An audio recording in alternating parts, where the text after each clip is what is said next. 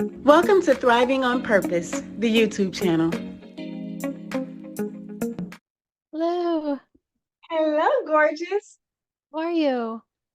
I am freaking fantastic and only going to get better. How are you? I don't think I've ever been that good. You know, sometimes I'm not Erin, but I just say it until it manifests. I gotcha. I gotcha. How are your fur babies? Oh, they're good. I'm hoping the one next to me will be quiet during our interview. Yeah, I have one back here sleeping. You can see Oh, she's okay. all covered up. Adorable. So we're just going to have a conversation. I'll ask you the questions that were in the email. Before we start, do you have any questions for me? No, I'm excited to talk about all this. Yay. Okay, well, we're already recording and I'll just get into it. So, thank you guys for joining me for another episode of Thriving on Purpose, the YouTube channel. I am your host, Dee Manuel Cloud, and I am a 16-year survivor. I am a two-time breast cancer survivor, now 16 years in remission. And today we have with us the beautiful Erin Scott. And Erin is going to share her story of hope, inspiration, and motivation to share with other breast cancer survivors and those who are still on their journey that not only can life be good after breast cancer, but it can be better than ever before. So, Erin, thank you so much for joining us today. Thank you for having me. I'm pleased to be here. No, the pleasure is all mine, I promise you. So, we'll get right into it. I always share that I was diagnosed with stage 2 inductal carcinoma at the age of 35, and then a recurrence at the age of 38. And I had a unilateral mastectomy and opted to not get on any medications after that. It was a personal choice for me because I didn't like the side effects that came along with the medication. And so far, God has kept me for another 16 years. So we'll get into it by first asking Erin the age you were at diagnosis, and the treatment plan, this type of diagnosis, and the treatment plan you opted for. Sure. So I was 38 when I was diagnosed. I was almost 39, but still technically 38 when diagnosed. And I had stage 2 um, ductal carcinoma, and it was triple positive. So I was hormone positive and HER2 positive. The treatment plan was interesting. um, this was all such a shock to me, and I have joked because, sometimes you just have to have that kind of sense of humor, right? Like that we're not a cancer family, we're a heart attack family. So there was no history. I had no one to, ask about their experiences or anything like that. I had one friend at that time who had had breast cancer, but she had a very different like workup and hers looked very different from mine. So we weren't going to have, any kind of similar treatment plan. And I'm also someone that like, I don't even like to take an ibuprofen, and so to start hearing about what kind of drugs and things and port and being injected, it was very overwhelming and scary for me. And so, the first thing I did was I went and got a second opinion. And I'm very fortunate. I live in the Baltimore area. We have Johns Hopkins Hospital, we have University of Maryland, we have a lot of we're also not far from like NIH and where they do all the clinical trials and things. So I like took a few weeks to really explore my different options. And so I eventually did decide to go with the, treatment plan that was originally presented to me, which is called TCHP. And and I also decided that I was going to work with some other practitioners to kind of support my body on this journey, right? Because I'm like, these doctors really want to kill the cancer, but I really want to live in this body successfully for at least another 40 years or so. So I worked with a naturopathic oncologist, And then I also used a treatment called mistletoe that gets injected into your stomach, which I had to teach my husband to do because I couldn't do it for myself. But it actually helps you get through chemo, as well as there's studies in Europe showing how using it can help you have less chances of recurrence in the long term. So I felt really comfortable using that. And there's actually an organization here in Baltimore that is working with Johns Hopkins to do clinical trials on the mistletoe to have it approved through the FDA so that more people can use it here in the US. So I had a very interesting treatment plan. No, that's phenomenal because I think I shared with you when you and I talked before that I had never heard of mistletoe, right? And one of the things that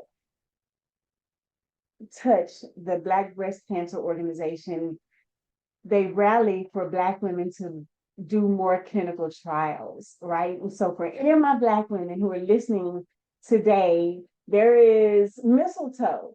And mistletoe can tell us again, Erin. So it actually like works with your body to not only get you through chemo with less side effects, but it like stimulates things in your bone marrow to help you fight the cancer. And so it also, there are longitudinal studies showing that you have much less chance of recurrence when you use the mistletoe. Education, education. I'm here for it because that was so, it was such an aha moment for me. And I don't know if it'll be an aha moment for anybody else watching, but I thought that was such powerful, powerful information. So the So organization is called Believe Big, where you can find out like all the practitioners who can help you get the mistletoe and how to work with people to get access to it right now before it's approved through the FDA. I love that. And I also love what you shared when you said you just kind of took a step back and took some time to explore your options because I know that when we get the call that nobody wants to get that you have breast cancer, things can tend to start going really fast. Yes. And I had an interview that's now posted on YouTube with Karen Davis, who is a huge proponent for self advocacy. And so I love that you took some time to say, okay, wait a minute, let me figure out what the best options are here for me. And you didn't allow them to put you on the roller coaster. I call it the roller coaster where everything Yeah. goes fast and Yes. swirly. And you're like, wait a minute. Yeah.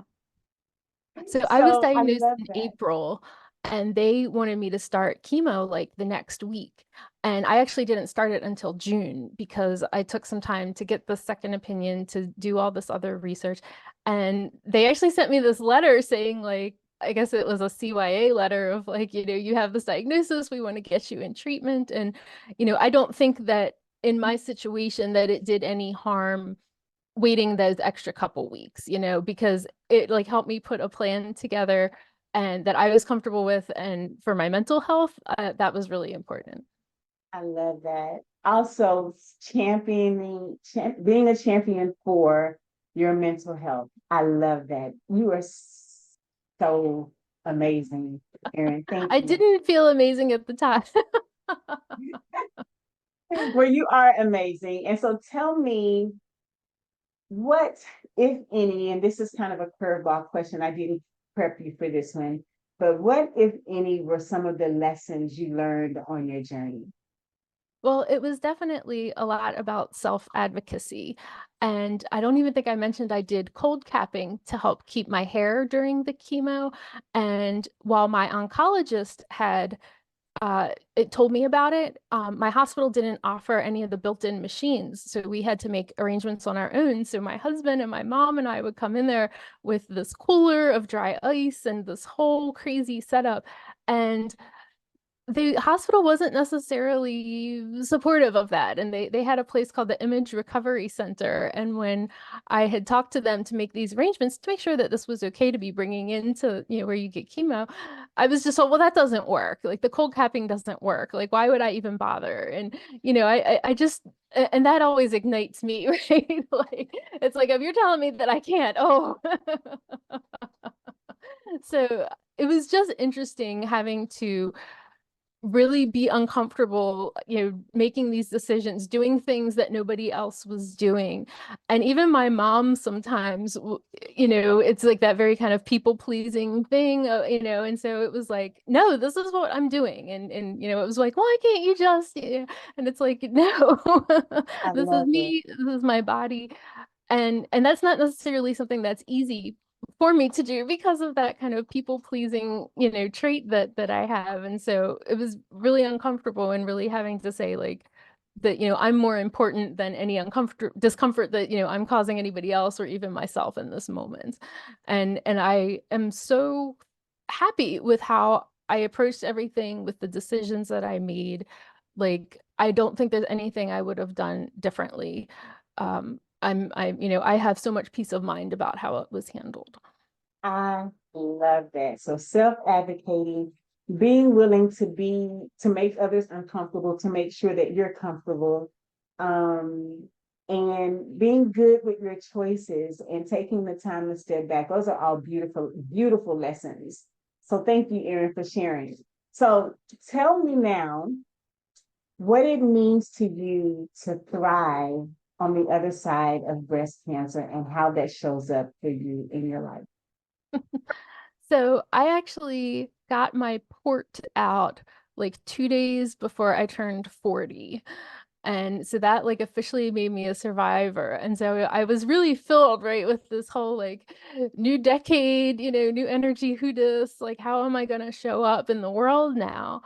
And there were things in my life that I have had thoughts that like, oh, somebody should do this. And suddenly I was realizing like, oh, life is short. And it's time for me to do those things that I always think somebody else should do, or wouldn't it be cool if there was this in the world? And so I have really embarked on this new chapter of my life, like very purposely. And so I now actually have two podcasts to talk about dogs because being a dog mom has been my thing. And I have created products for pet parents, and I have gotten to meet and, network with some really amazing, brilliant people that help me take care of my dogs better, that help me spread the word on how everyone can take care of their dogs better. And I mean, I have such major imposter syndrome about all of it. But it's like, well, if not me, then who? And why not me? And it's been a really great experience. I also ended up taking a leadership role in the nonprofit organization I volunteer with, which had been offered to me in the past, but made me really uncomfortable. And it's like, no, now's the time. And it's just been exciting embarking on this. And I'm not saying that I'm not still nervous or uncomfortable sometimes, but it's realizing that, we only have this one life, and we can get these things that happen to us that we least expect. And so what are we going to do with that? And so I'm, it's that say yes chapter.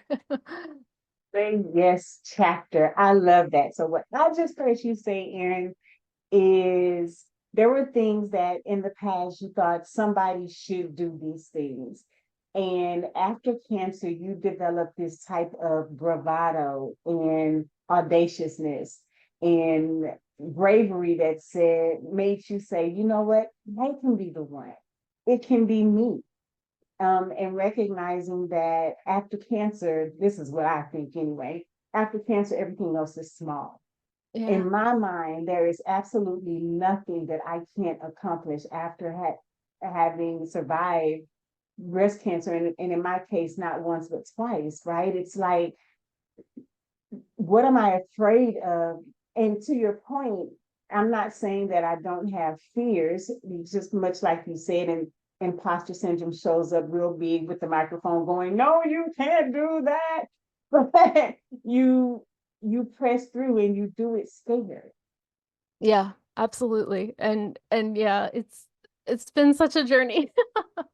And I, and it's that thing too where I think there are some people in my life who don't always, who I'm surprised don't seem more supportive, but I don't Mhm. know that they're used to me showing up in the world this way. So, it's been an interesting journey in a lot of ways, but I feel more like myself. And yeah, it's like once you've had to fight for your life, so what if you're uncomfortable for a few minutes talking to somebody, you know? Absolutely. I love that. Once you fought for your life, so what if you're uncomfortable having a conversation with someone for a few minutes? And what I'll even add to that is the discomfort dissipates as soon as you begin to take the actions, Yes, right? yes. I don't know if you found that to be true when you started your podcast, but it's like, oh my God, you're biting nails and you're nervous. But then once you take the action, it's like, this wasn't as bad as I thought it was going to be. Yes. Yes. And, and I'm pretty good at it, you know? Yes. Yes. So tell us how we can, what would you say to any woman that's on the fence about what I call the divine reinvention after breast cancer? Like, I heard that through your journey, something awakened in you that gave you the perseverance to pursue your goals and pursue your dreams, right? What would you say to breast cancer patients and survivors who are on the fence about diving into new chapters in their lives? So, one of the things that's also a part of my story is that we lost my mother-in-law to breast cancer 20 years ago. And in fact, my husband and I weren't even married yet. We were just dating at the time when his mom went through this, and it was very fast. It was less than a year from the time she got diagnosed until the time she passed, and she was only 47 when she passed. And so, a lot of it for me personally has been like that she never got a chance to do these things. Um, and seeing, and honestly, and showing my husband that like it was very emotional for him to like after having lost his mom now have his wife facing this, and to show him that like it's okay, like I'm still here, I'm strong, we're going to do these things. So for me it was very personal in that way, but I think that we all have lost somebody or know somebody that maybe didn't get a chance to live the life that we thought. And so, maybe pulling from that and, doing these things in honor of them and then realizing that that's honoring you as well. Oh, that was beautiful. So, doing these things to not only honor those who have transitioned and who are cheering us on from the spirit world, but also honoring ourselves by no longer shrinking, no longer playing it small, and really going out there and living life with purpose and intention. Yes. I love it. I love it. So tell us about the podcast that you started and how we can tune in. So I do one by myself that's called Believe in Dog, and I get to talk with all different people in the dog world and kind of hear their origin stories and help them, and they learn I learned so much about dogs. You wouldn't think after 20 years that I would have more to learn about dogs, but I'm always learning. And so to me, like it's really important to hear origin stories and hear like, well, how did you get into doing this? And who are the dogs that, inspired you to go in this direction in your life? And so people really seem to resonate with that it's not just the information, but kind of like getting that heart-centered piece and of it too. And then if there's anybody who's super nerdy about their dogs, I do a second podcast with a co-host, and it's called The Alternative Dog Moms. And we talk to veterinarians and learn all kinds of really nerdy science stuff to help keep our dogs as healthy as possible. Because I've lost several dogs to cancer, and I always want to learn more about like how does diet impact that? What options are there for dogs and cancer, which are all very fascinating to me, and also interplay with learning about the science of cancer in people too. So I've really gotten into learning all about this. I love it. And so, how can we find your podcast? Sure, just on any podcast player you can look for Believe in Dog. And you can find me at erinthedogmom.com. That'll have links to everything. And then the other one is called The Alternative Dog Moms. Look, I'm a huge dog fan. Like I love, love, love dogs. I have two myself, a Maltipoo and a Shih Tzu. Max the Maltipoo. Max the Maltipoo is 14 years old. Oh, Sasha the Shih Tzu is, I think, 8. I might have that wrong, but I think she's 8 and she's sleeping behind us. So I love what you're doing. Thank you so much for what you're doing in the world for dogs and dog moms, and educating us, because I can tell you, I am really, really naive on a lot of things when it comes to dogs. So thank you for the work that you're doing in the world. Thank you for being brave enough to step out of the shadows of breast cancer and say, life is short. What do I want to create? Right? Which I think is a question that a lot of breast cancer survivors find themselves asking in a position that we find ourselves in. It's like, okay, I have gone through one of the hardest challenges in my life.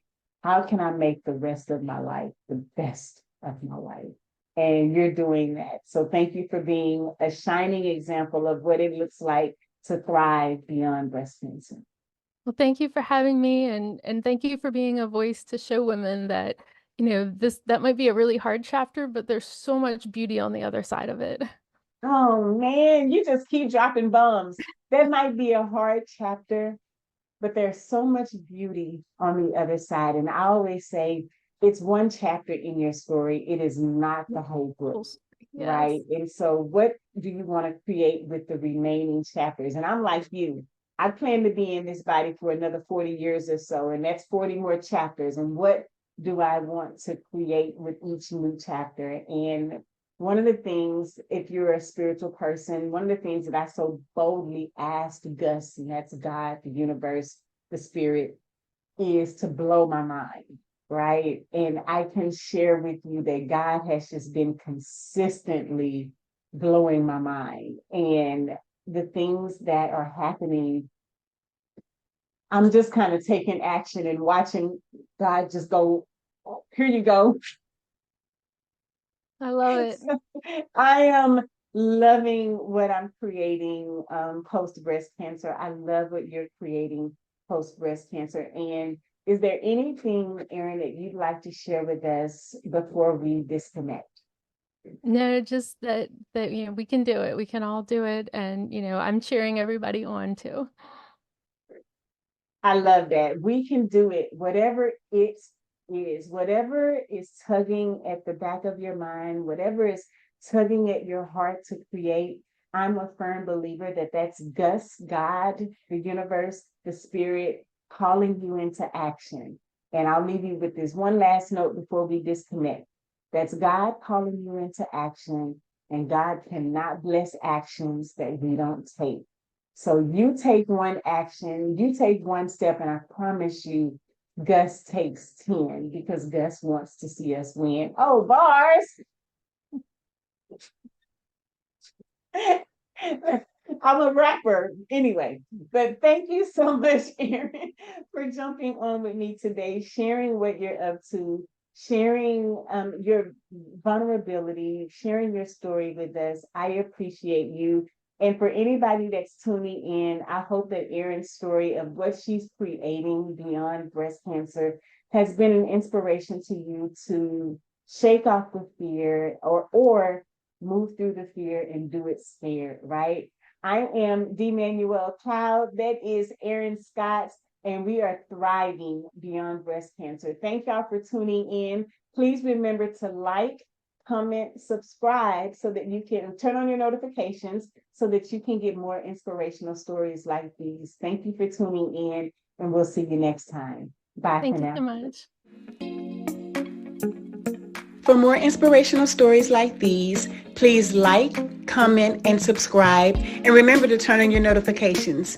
Thank you for rocking with us. And remember, we're thriving on purpose.